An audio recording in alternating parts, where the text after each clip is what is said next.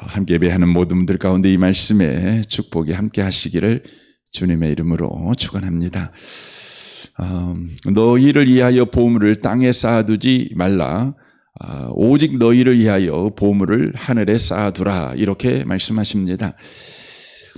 우리가 이 성경 말씀을 우리가 읽을 때에 우리 관점으로 성경을 대할 때가 많습니다. 그래서 이 보물을 돈으로 우리는 보지요. 그래서 너희를 위하여 돈을 땅에 쌓아두지 말라. 오직 너희를 위하여 돈을 하늘에 쌓아두라. 이렇게 읽습니다. 그렇게 읽는 가장 큰 이유는 바로 저와 여러분이 돈을 보물로 여기고 있기 때문에 그렇지요. 이게 이제 우리의 큰 문제가 되는 것입니다. 그러니까 여러분, 돈은 보물이 아니잖아요. 왜냐하면 보물이라고 하는 것은 그 자체로 가치가 있는 것이 보물 아니겠습니까? 돈이라고 하는 것은 그 자체로 가치가 있는 것은 아닙니다. 돈이라고 하는 것은 교환 가치가 있는 거죠. 교환 가치. 그러니까 여러분, 10,000원짜리가 있고 50,000원짜리가 있으면, 여러분 50,000원짜리는 50,000원짜리 그 존재로 가치가 있거나 10,000원짜리는 10,000원짜리 그 존재로 가치가 있는 건 아닙니다. 그것을 우리가 다른 것을 살 때에, 교환할 때에 가치가 있는 것이죠. 그러니까 돈이라고 하는 것은 교환 가치이지 보존 가치가 있는 것은 아닙니다. 존재 가치가 있는 것은 아닙니다. 보물은 그러나 다릅니다. 보물은 존재 가치가 있는 것입니다. 그 자체로 가치가 있는 것이죠. 그래서 여러분, 보물은요, 우리나라에서도 보물이고 미국 가서도 보물이고 저기 북한 가서도 보물이고 어느 나라 가든지 보물입니다. 조선시대 때에도 보물이고 신라시대 때도 보물이고 오늘날도 보물이고, 이게 보물의 특징이죠. 근데 여러분, 돈 50,000원짜리 들고 조선시대에 가보세요. 그러면 사람들이 와, 당신 50,000원 가졌어? 야, 참 부자네? 이렇게 말할까요? 여러분, 오늘 50,000원이 여러분 그 가치가 있지, 조선시대에 가면 50,000원짜리는 그냥 종입니다. 종이. 그 심사임당이 그려진 그냥 그림에 불과한 것이죠. 여러분, 우리나라 돈 가지고 미국에 가서 쓰려고 하면, 여러분 마트에 가면 물 한 잔도 사지 못합니다. 저는 50,000원을 내고 내가 물 한 병만 먹을게요. 물 한 병 500원, 1,000원 하지 않습니까? 근데 50,000원 내놓고 내가 50,000원 줄 테니까 물 한 병만 주세요. 그걸로 나 퉁칠게요. 그러면 여러분, 미국의 슈퍼마켓 점원이 그럽시다. 50,000원이나 나한테 주고 10,000원, 1,000원짜리를 사 먹다니 오늘 내가 행제했네? 그럴까요? 안 그럽니다. 안 줍니다. 그러니까 돈이라고 하는 것은 이 교환 가치가 있는 거죠. 또 어느 시대에 또 어느 장소에서만 가치가 있는 것입니다. 그러나 보물은 그렇지 않습니다. 보물은 어느 시대에나 어느 장소에든지 누구에게든지 여러분, 보물인 겁니다. 가치가 있는 것입니다. 그래서 너희를 위하여 돈을 땅에 쌓아두라, 이렇게 성경을 여러분 보시면 여러분, 성경을 그냥 허퉁으로 본 것입니다. 그런 오해를 풀기 위해서 예수님께서 24절 하반절에 하나님과 재물을 겸하여 섬길 수 없다. 그러니까 보물하고 재물을 이렇게 분리해서 설명을 하고 있습니다. 그러니까 보물을 땅에 쌓아두는 사람, 이번 주에 설교를 하겠지만, 보물을 땅에 쌓아두는 사람들은 궁극적으로 어디로 가냐면 재물을 갑니다. 재물을 좋아합니다. 재물을 좋아합니다. 돈을 좋아합니다. 그러나 보물을 하늘에 쌓아두는 사람들은요, 그는 궁극적으로 누구를 좋아하냐면 하나님을 좋아합니다. 그 말입니다. 그래서 성경에 바리새인들은 보물을 땅에 쌓아두는 사람들이었습니다. 그래서 그 사람들은 뭘 좋아했죠? 돈을 좋아했습니다. 돈을 좋아했어요. 예수님이 하시는 말씀입니다. 여러분, 바리새인들이 어떤 사람들이에요? 바리새인들은 신앙의 자부심을 갖고 있는 사람들입니다. 얼마나 자부심이 컸던지 하나님 앞에서도 자랑할 만큼, 하나님 나 금식해요, 하나님 나 구제해요, 하나님 나 11조 이렇게 하고 있습니다. 여러분, 어지간해 갖고는요, 우리가 하나님 앞에까지 나아가고 자랑할 정도는 못 됩니다. 예, 우리가 뭐 다른 사람들 앞에서는 자랑할 수는 있겠지만, 그래도 우리가 좀 정신을 가지고 있는 사람이라면 사람 앞에서도 자랑 쉽게 못 합니다. 그러나 바리새인들은요, 얼마나 자기 신앙의 자부심이 강했던지 기도할 때도요, 하나님 앞에 가갖고 자기 자랑을 하는 겁니다. 그 정도로 신앙의 자부심이 있었습니다. 그러니까 지금 예수님이 6장에서 구제 이야기를 하잖아요. 또 기도 이야기를 하고 금식 이야기를 하시는데, 이것들은 모두 다 바리새인들이 자랑하는 것들이었습니다. 자기들은 하나님 앞에 부끄러울 것이 없도록 바로 기도하고 구제하고 금식하고, 아니 부끄럽다기보다 반대로 하나님 앞에 자랑을 할 만큼 본인들이 그것을 잘하고 있다는 것이죠.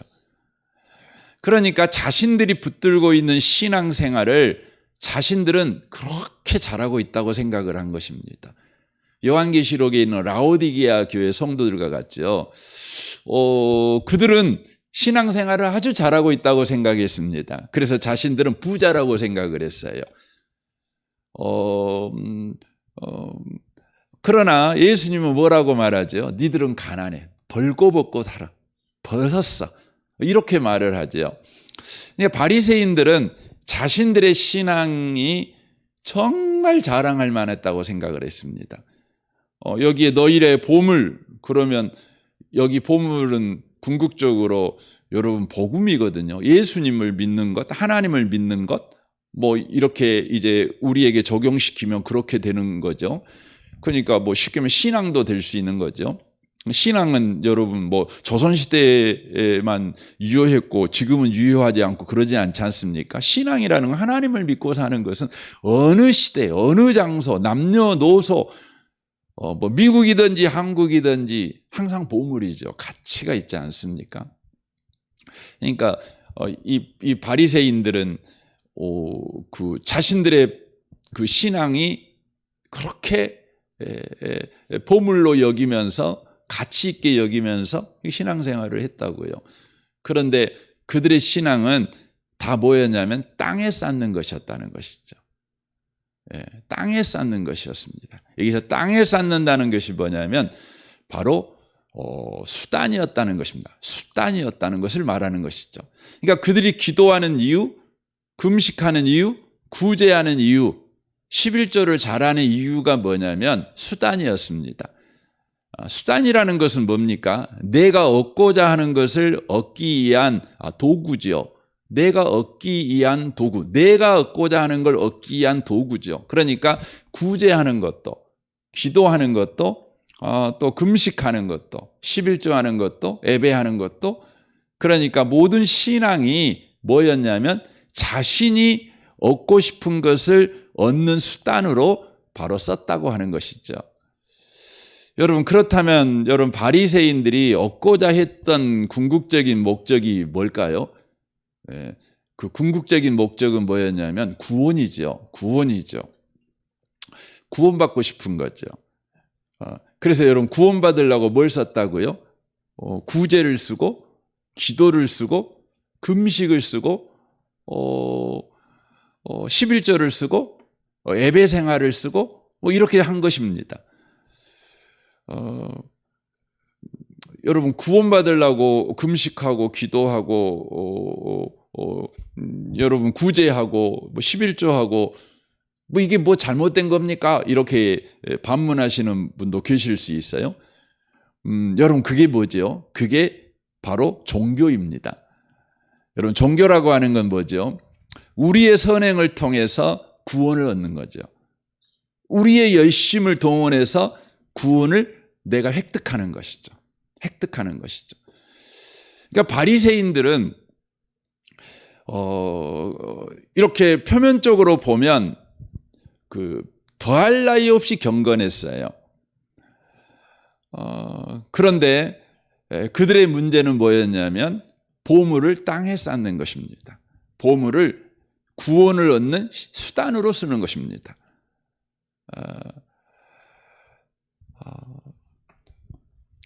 이게 문제가 되는 것이죠.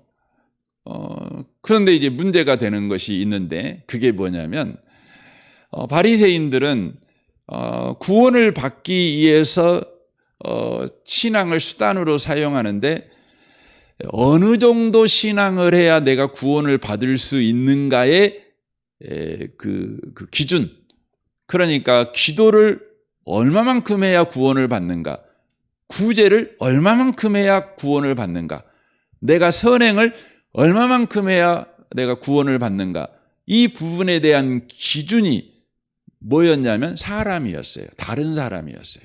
다른 사람. 그러니까 기도를 얼마만큼 해야 하냐면 다른 사람보다 더 많이 하는 거죠. 구제를 어떻게 하는 거죠? 다른 사람보다 더 많이 하는 것이죠. 이게 중요한 것이에요.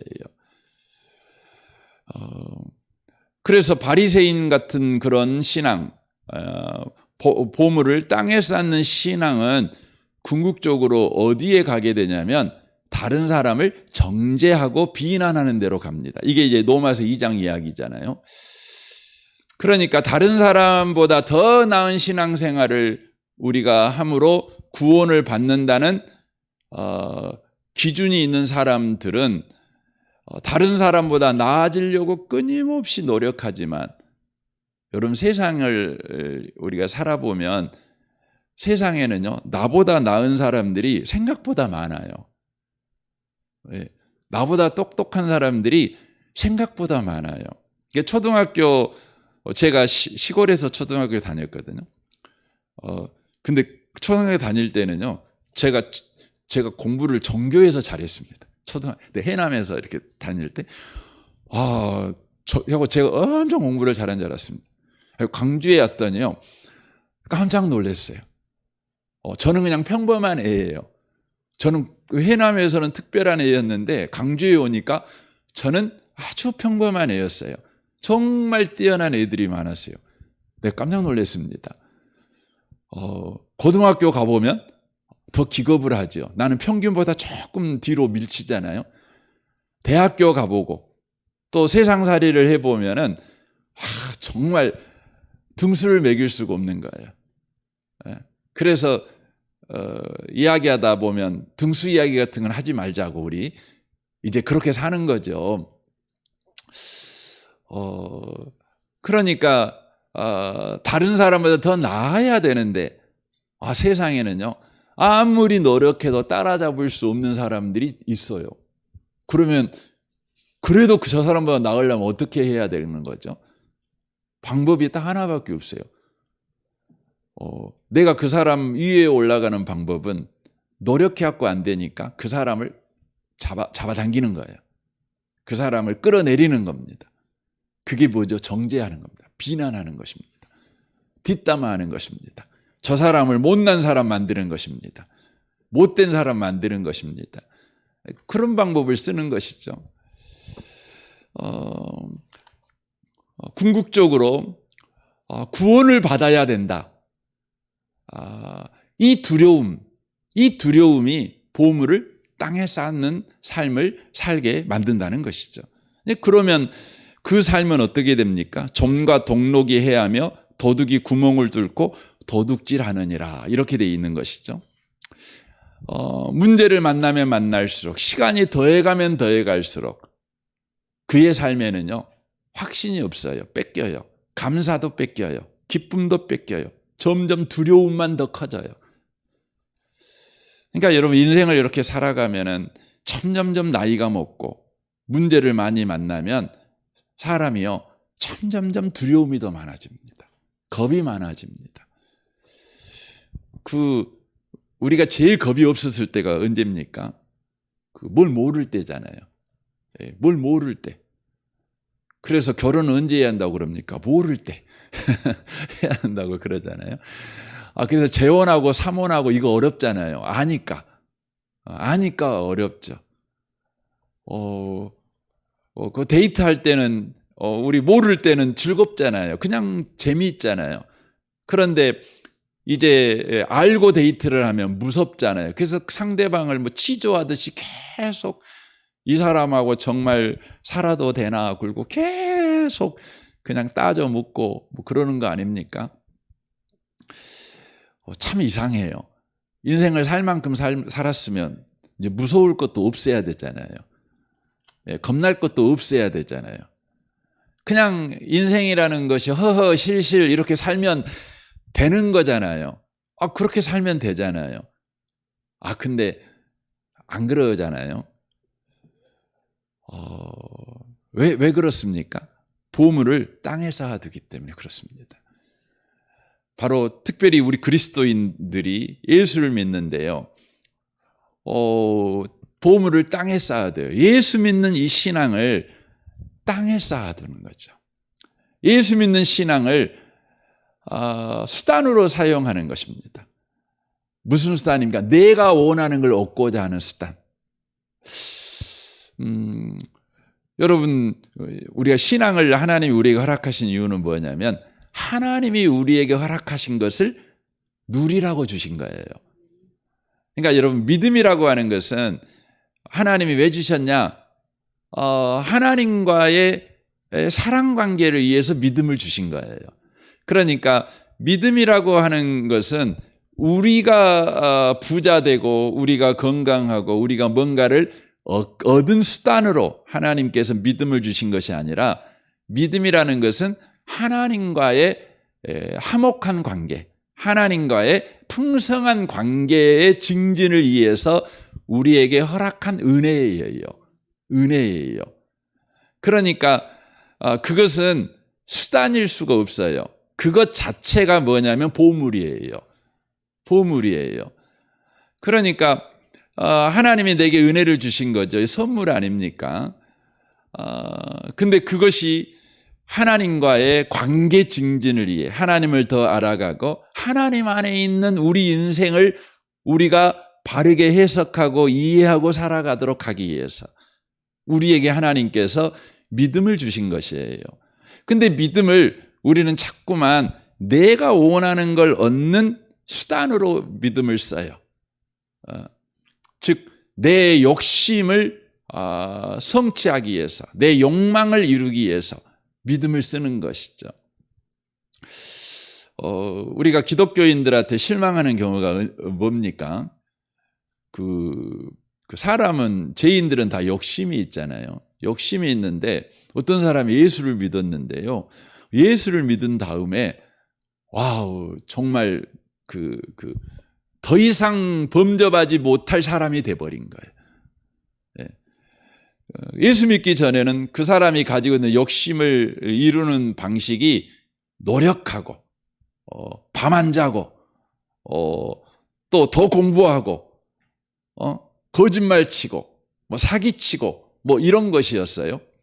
근데 교회를 다니더니요, 거기에다가 더한 것들이 있었어요. 그러면 새벽 기도까지 해버리고 주일마다 와서 기도하고 막 금식하고.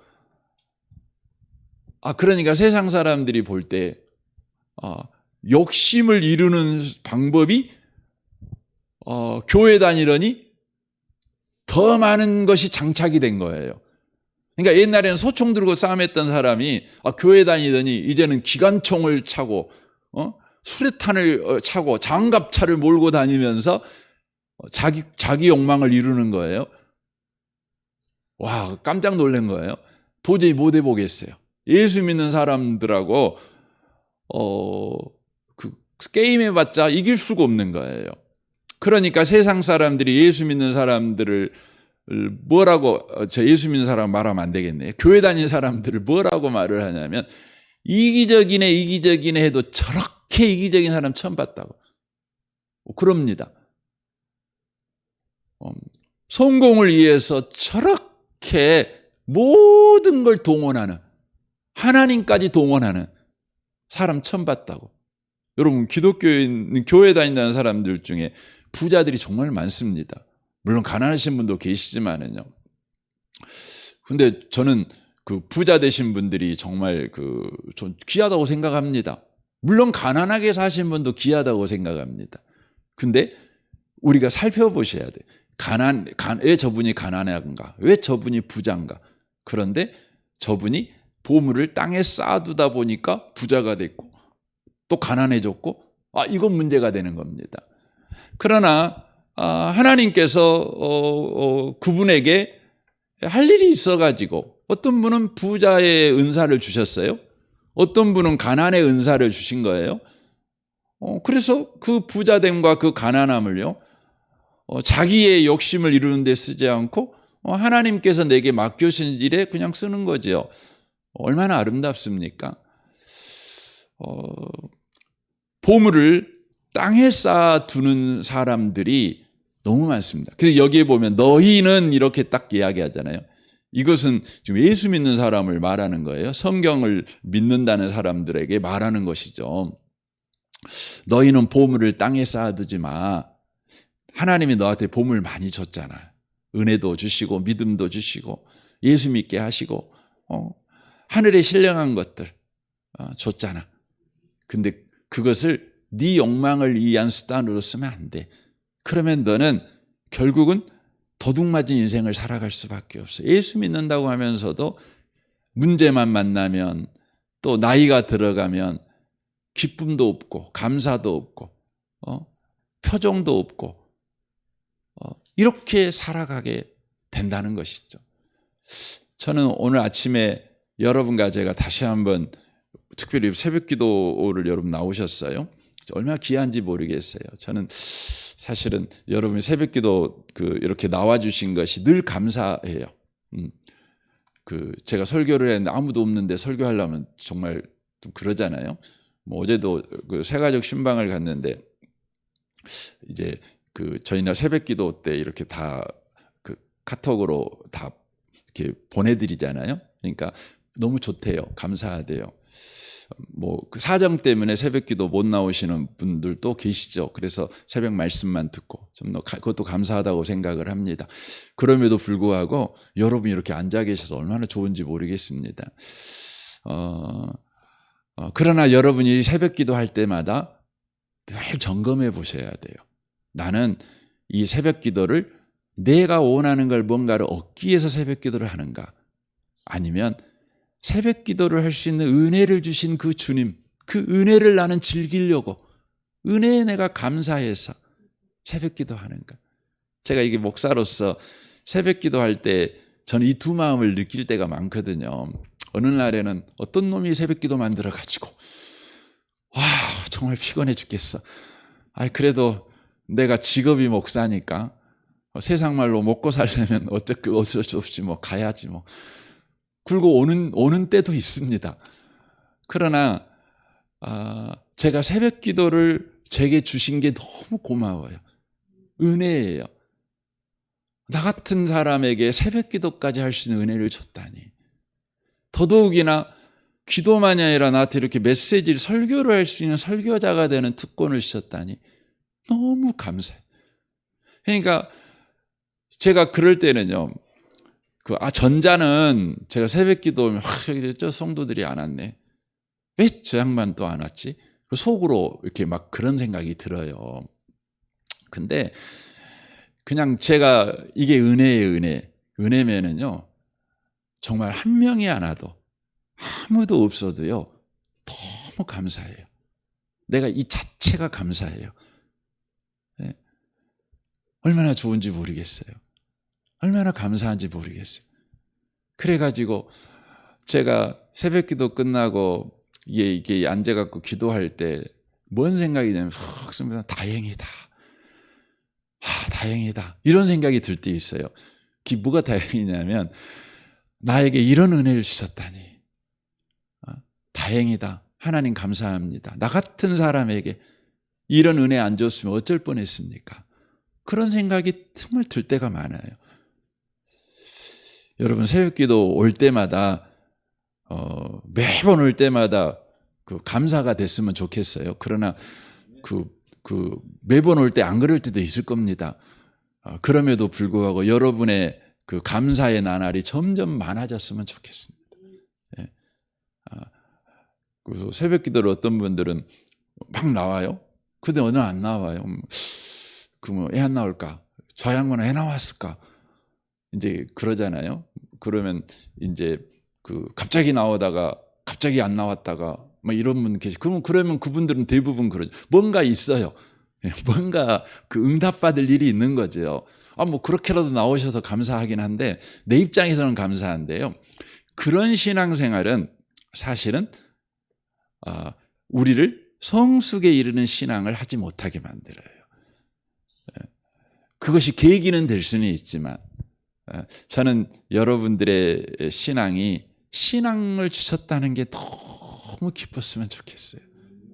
너무 감사하고 내가 예수 믿는 게 저는 이제 주일날 이렇게 기도할 때 늘 감사한 게 그거예요. 오늘 이번 주일날도 제가 기도할 때 그런 기도를 처음 기도 앞에 할 때 그런 걸 했지만 우리가 하나님을 이렇게 이런 하나님이다 고백할 수 있도록 하나님에 대해서 살아있는 자가 되게 해주셔서 너무 감사합니다. 정말 그게 너무 감사하더라고요. 이게 사실은 보물을 하늘에 쌓는 거거든요. 이렇게 하늘에 쌓는 거거든요. 여러분의 오늘 하루가 산다는 것을 주신 주님을 너무 행복했으면 좋겠어요. 걸어가다가도 걸어갈 수 있는 은혜 주신 거 너무 감사하다. 왜 나는 이렇게 근육이 없을까? 왜 나는 이렇게 뭐 할까? 이렇게 짜증내지 마시고요. 오늘 이렇게 딱 만졌는데 심장이 팍 뛰어요. 막 뛰어요. 너무 감사하다. 심장 안 뛰었으면 어쩔 뻔했을까? 감사하다. 하나님이 주신 것이 오늘 하루도 하나님께 감사, 하나님께 찬양, 하나님께 기뻐하는 그런 한날을 살아내는 복이 임하시기를 주님의 이름으로 축원합니다. 아멘. 우리 같이 기도하겠습니다. 오늘 말씀을 우리 생각하면서 주님 그렇습니다. 오늘 한날도 하나님이 우리에게 보물로 주신 것들 생각할 때마다 감사하고 기쁘고 이거 주셔서 얼마나 좋은지 이거 안 주셨으면 어쩔 뻔했을까 이런 하나님이 너무너무 좋은 마음이 우리 가운데 계속해서 생겨나는 아침이 되게 하옵소서. 하루가 되게 하옵소서. 여러분 자신과 가정과 직장 생활을 위해서 또 모든 관계를 위해서 또 우리 아동부를 위해서 우리 윤상혜 전사님을 위해서 우리 승찬마을과 장로님과 순장 순원들을 위해서 오늘이 수요일입니다. 수요 예배를 위해서 또 이 나라를 위해서 이 민족을 위해서 북한과 열방을 위해 또 선교사님들을 위해서 이 아침에 우리 함께 기도했으면 좋겠습니다. 우리 좋으신 주님께 통성으로 구하겠습니다. 기도하겠습니다.